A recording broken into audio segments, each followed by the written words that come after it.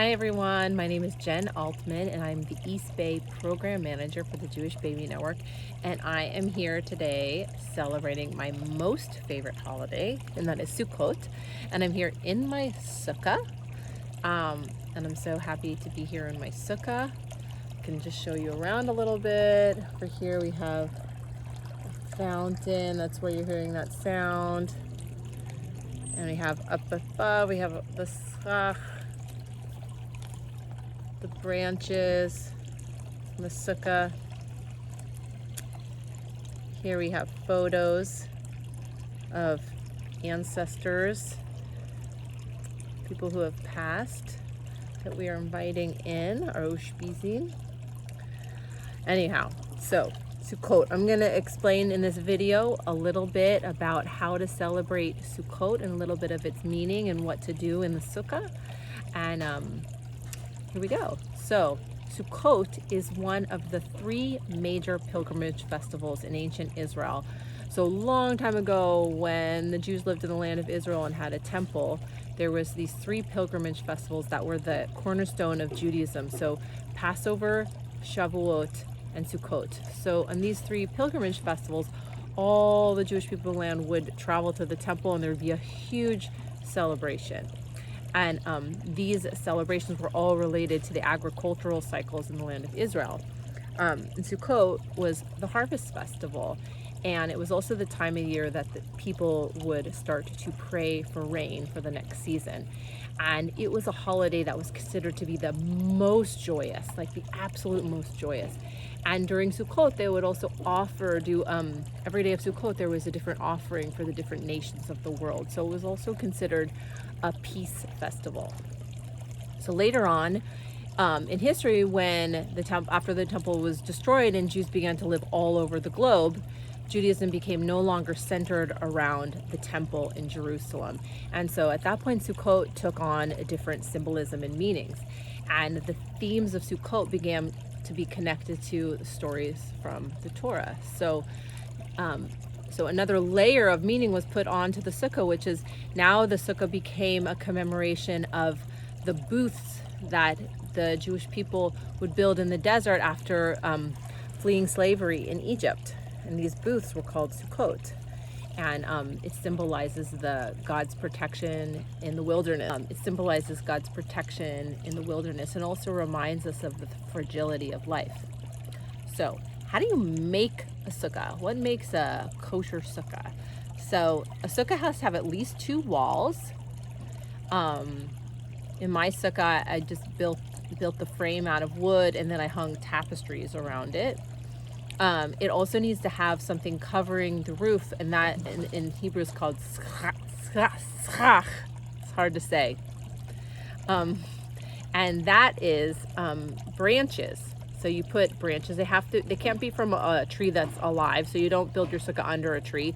You have to cut branches down and you put over on the roof. And you want to make it so that you have more shade than sun, but you also want to be able to see through the branches so you can see the stars at night. So practically speaking, this means that if it rains in your sukkah, you're going to get wet. And that is part of being connected to the elements and the fragility of life. So the main mitzvah on Sukkot is sitting in the sukkah and being in the sukkah. So whenever you sit in the sukkah and you eat food, there is a blessing that you say. And the blessing goes like this. Baruch atah Adonai Eloheinu melech haolam asher kiddushanu b'mitzvotav v'tzivanu l'shev b'sukkah. L'shev b'sukkah means to sit in the sukkah. So simply by sitting in the sukkah, you are fulfilling the mitzvot with your whole body. So after we come out of the holiday cycle of Yom Kippur, when we become fresh and new and cleansed, we step into the new year and we are doing a mitzvot with our whole body just by relaxing and sitting in the sukkah. So through the Jewish holiday cycle, we are set up for success in starting our new year on the right foot. So I'm going to show you other fun ritual. This is the lulav. And I have here in this beautiful box, the etrog.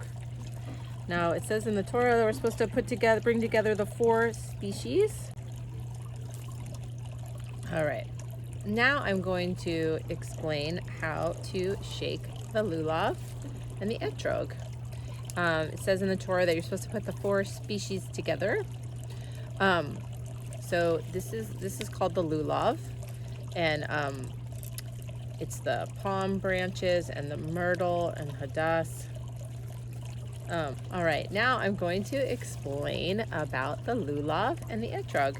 So these are 4 different species that we put together and we shake in all of the directions, and they all have different symbolism. This smells so delicious. This is the etrog. It's not a lemon, it's an etrog. And each species is said to represent a different aspect of the body. So the lulav represents our heart. We hold that in the left hand. And then this one here is the spine. And then the myrtle represents the eyes, and the willow represents the lips. So this is the myrtle, looks like eyes, and this is the willow, looks like lips. And we bring our whole body together, and we pray with our whole body inside of the sukkah. So I'm going to show you how to do this.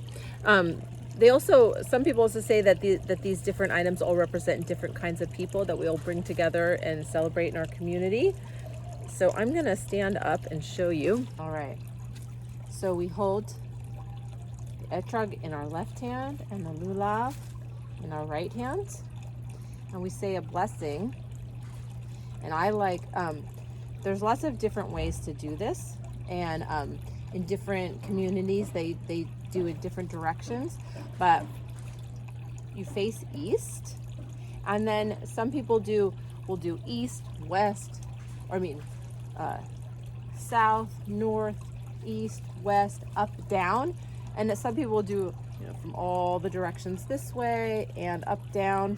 So it doesn't really matter how you do it. You can do it however you like, whatever makes sense for you. But we say the blessing, Baruch atah Adonai Eloheinu melech haolam asher kiddushanu mitzvotav v'tzivanu al netilat lulav. Then I like to turn this on like a lightsaber. And then you shake it and bring it in towards your heart. Now some people do the shaking like this, just like that, and some people do the shaking like this. So the way I'm gonna do it is I'm gonna go this way.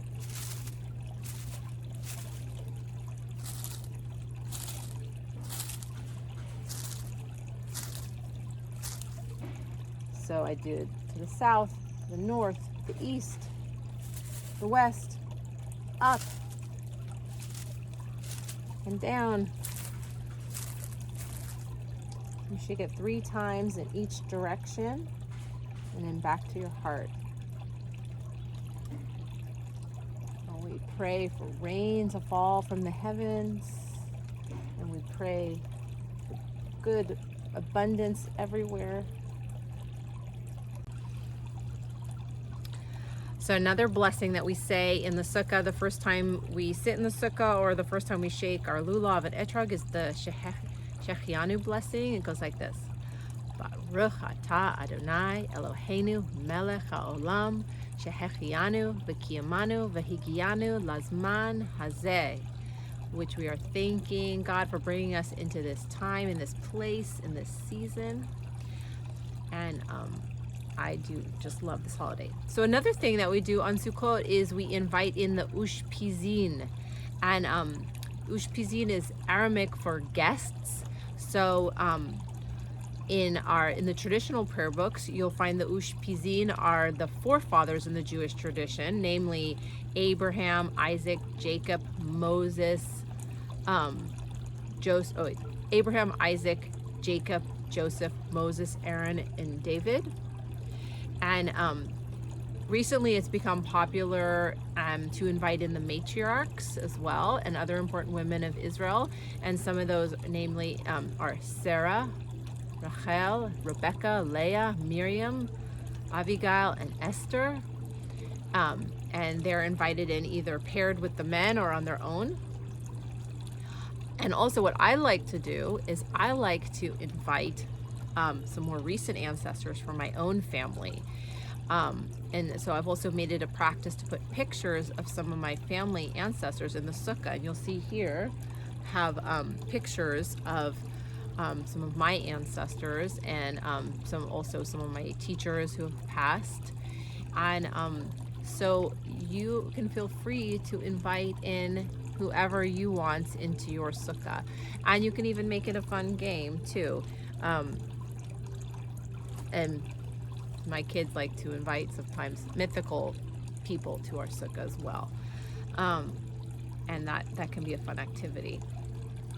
So I hope that you all enjoy Sukkot.